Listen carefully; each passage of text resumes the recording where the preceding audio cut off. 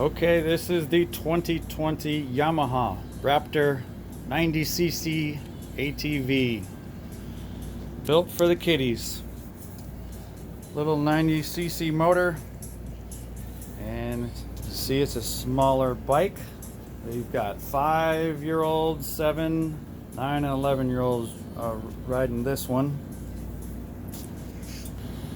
And we'll look at performance of her and features. Basic features on your handlebar. Brake. I have to use it with two hands. You got your parking brake, got the kill switch, and start, and your choke. It does need a choke. It is a pretty cold-blooded four-wheeler, so you got to play with the choke when you start it. After, I don't know, about 30 seconds or so, you can throw it back off. One of my kids was complaining about having thumb fatigue, although it's really easy to push this throttle. It's normal. However, I put on the thumb buddy on there. It makes it a lot easier. First your on-off key, and then you got your reverse light, neutral light. Has the gated shifter.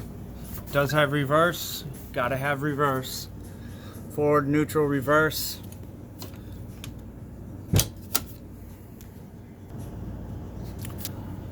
Oil fill, chain guard, heat shield, and air intake goes underneath the seat, so the air intake's pretty high up. Some people put aftermarket K&N filters right here, air filter. They swear it helps it with performance, but I'll talk about that in a minute. Rear tires are slightly smaller than the front ones, which is better for handling. The front ones are more narrow. The rear runs are 18 by 9 by 8. Front runs are 18 by 7 by 8. And it handles pretty well. Turning radius is good. The back tires are not the balloon style tires, which is great. They give you a low profile, like whole shot looking racing style sport tire. And these grip excellent, and it has a pretty wide stance on it. The front is wider than the rear a good bit. Actually, the front on this ATV is slightly wider than the Tracker 300 ATV we have, so it's super stable. Flipping this over is going to be a chore. It's going to be hard to flip.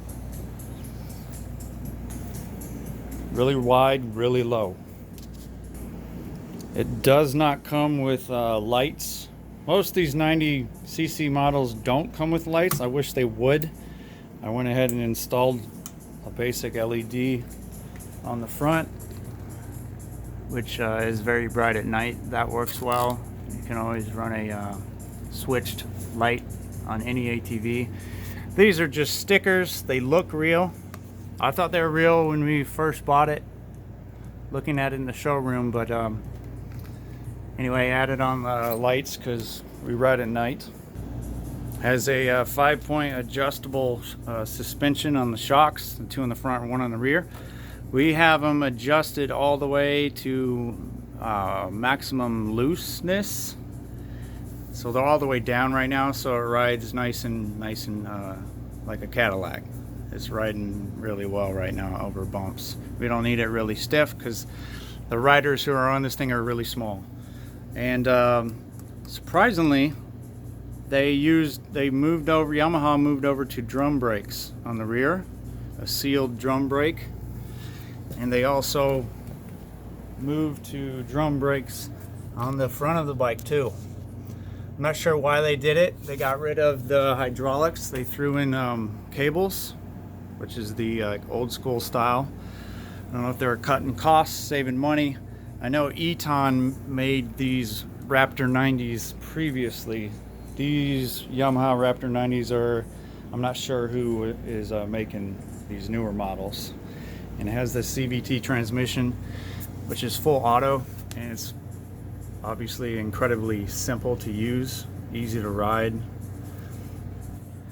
Does have a reserve on it, which we have used one time. That really came in handy. Put the fuel on reserve when we completely ran out.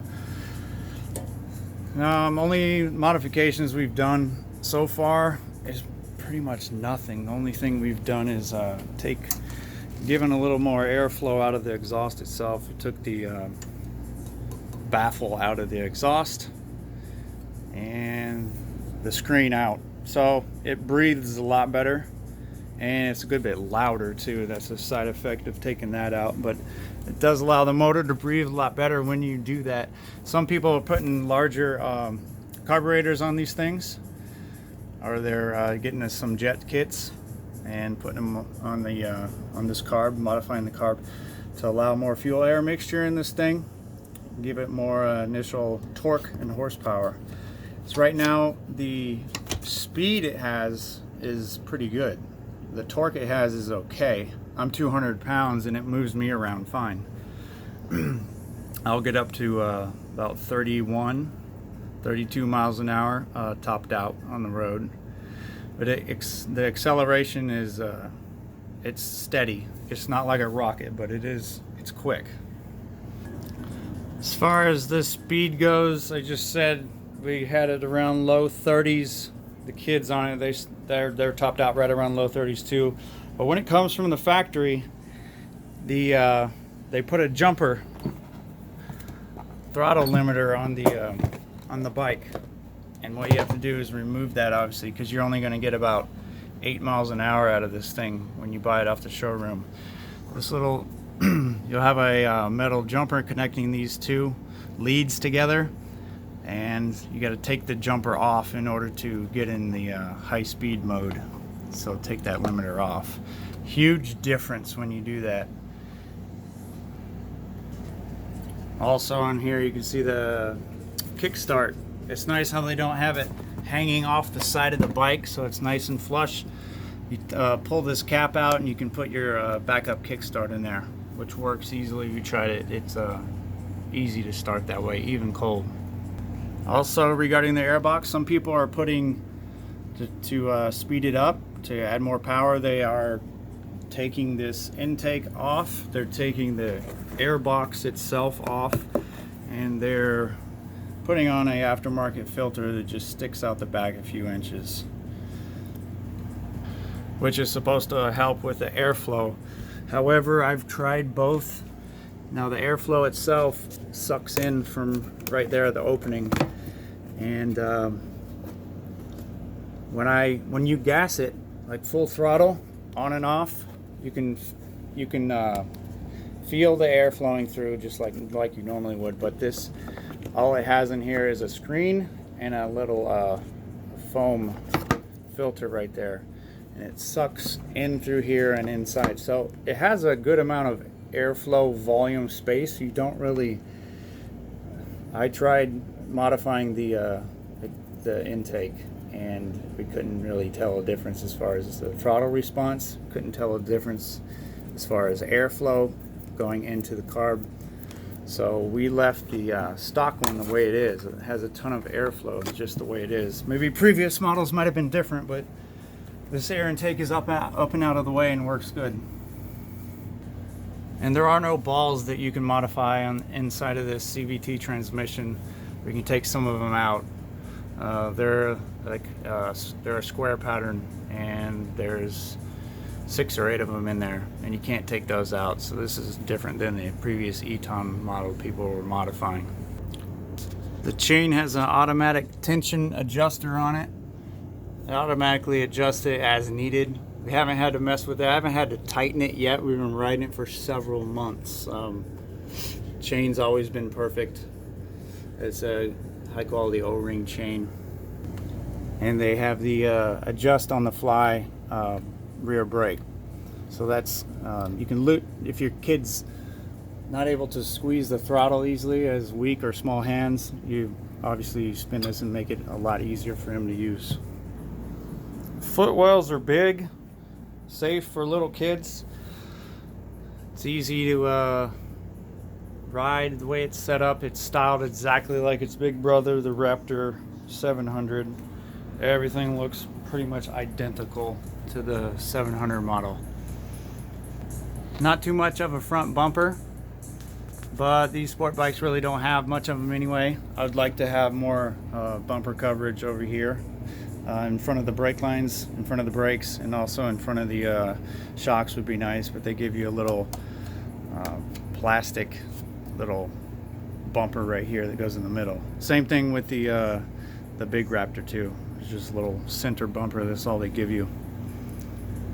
So it's a pretty solid bike, and like I said, this is a 2020 model, and Yamaha's must be pretty proud of this bike because we got the warranty on it, extended warranty, which is a 4-year extended warranty on it, which is a full coverage mechanically on the machine itself, and it's under $300 for 4 full years.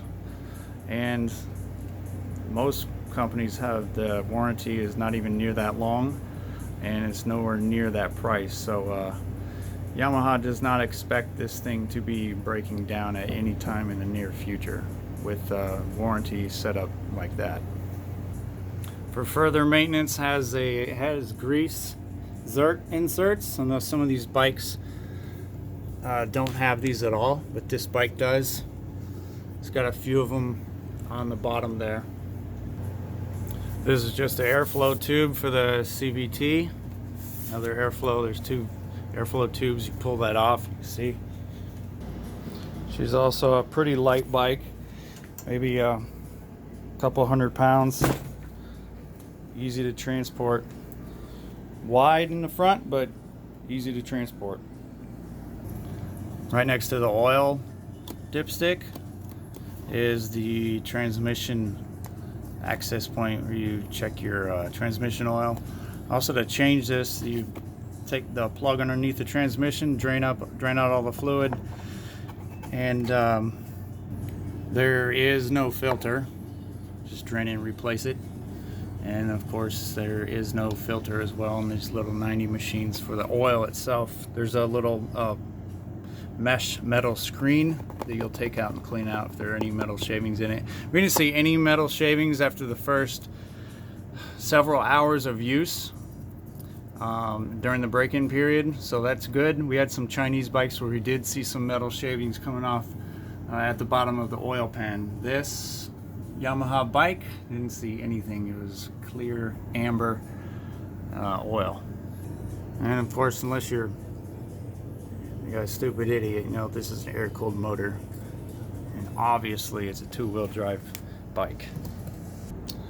But I think that's it for the 2020 Yamaha Raptor 90cc 2-wheel drive air-cooled little 4-wheeler here. I probably forgot something. I'll comment on it or reply if I remember anything else that I completely forgot about this bike as far as the features go and as far as its performance goes.